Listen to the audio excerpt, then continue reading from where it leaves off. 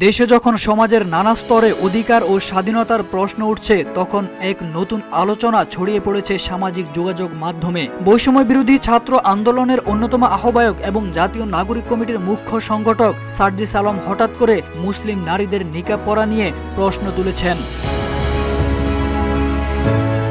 রোববার দুপুরে নিজের ভেরিফাইড ফেসবুক পেজে তিনি এক পোস্টে ইসলাম ফোবিয়ার বিরুদ্ধে তার অবস্থান পরিষ্কার করে বলেছেন, মিডিয়া থেকে ইসলাম ফোবিয়া কবে যাবে। এছাড়া নিকাব পরা নিয়ে নিজের মতামত প্রকাশ করে তিনি বলেন, যদি কেউ টি শার্ট পরে টকশো করতে পারে, তাহলে নিকাব পরা একজন মুসলিম নারীর সেই স্বাধীনতা কেন থাকবে না। তার এই মন্তব্যে তিনি পোশাকের স্বাধীনতার প্রশ্ন তুলেছেন, যেখানে ইসলামের প্রতি সহনশীলতা এবং সকলের সমান অধিকার নিশ্চিত করার আহ্বান জানিয়েছেন।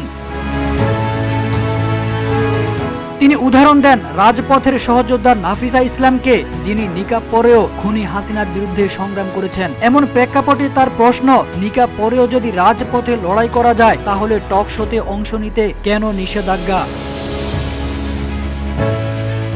জানা যায়, সামাজিক যোগাযোগ মাধ্যম ফেসবুকে একটি পোস্টকে কেন্দ্র করে সমালোচনার ঝড় বইছে, যেখানে বলা হয়েছে একটি টক শোতে অংশ নেবেন বলে আমন্ত্রণ পেয়েছিলেন বৈষম্য বিরোধী ছাত্র আন্দোলনের সহ সমন্বয়ক নাফিসা ইসলাম সাকাফি। টক শোতে অংশ নিতে যাওয়ার জন্য তিনি গণমাধ্যমটির একজনকে জানিয়েছিলেন, কিন্তু গণমাধ্যমটির কর্তৃপক্ষের পক্ষ থেকে কিছু অস্বস্তিকর নির্দেশনা আসে।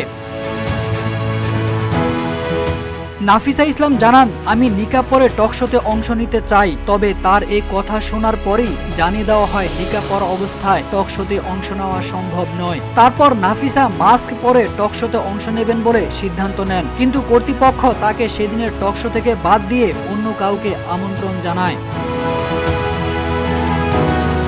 এই বিষয়টি নিয়ে এক পর্যায়ে প্রশ্ন তোলা হয়, নিকাব পরেও মেয়েরা আন্দোলন করেছে, তাহলে নিকাব পরা অবস্থায় কেন টকশোতে অংশ নেওয়া যাবে না। তখন জানানো হয়, এটা ঊর্ধ্বতন কর্মকর্তাদের সিদ্ধান্ত।